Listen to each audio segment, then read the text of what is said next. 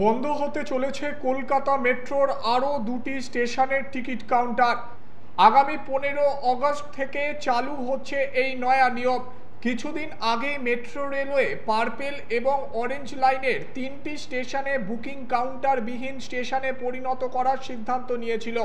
এবার ঠাকুরপুকুর ও বেহালা বাজার মেট্রো স্টেশনের টিকিট কাউন্টার চিরতরে বন্ধ করা হচ্ছে। কলকাতা মেট্রো কর্তৃপক্ষ জানিয়েছে, পাইলট প্রকল্প হিসেবে গত 1 আগস্ট থেকে শহরের 3টি মেট্রো স্টেশনে টিকিট কাউন্টার বন্ধ করা হয়েছে।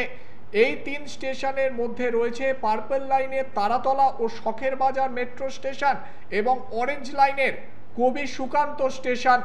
আর এবার আরও দুটি মেট্রো স্টেশনের টিকিট কাউন্টার বন্ধ করা হচ্ছে।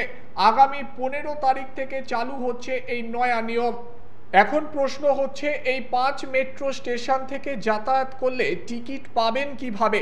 মেট্রো কর্তৃপক্ষ জানাচ্ছে, স্বয়ংক্রিয় স্মার্ট কার্ড রিচার্জ মেশিন থেকে smart card, token, QR code সহ কাগজের টিকিট পাওয়া যাবে। ইতিমধ্যেই সংশ্লিষ্ট স্টেশনে রয়েছে এই মেশিন। এই মেশিনে ইউপিআই পেমেন্ট সিস্টেমেরও ব্যবস্থা রয়েছে। 6 মাস এই পাইলট প্রকল্প চালু রেখে যাত্রীদের প্রতিক্রিয়া বিশ্লেষণ করে দেখবে তারা।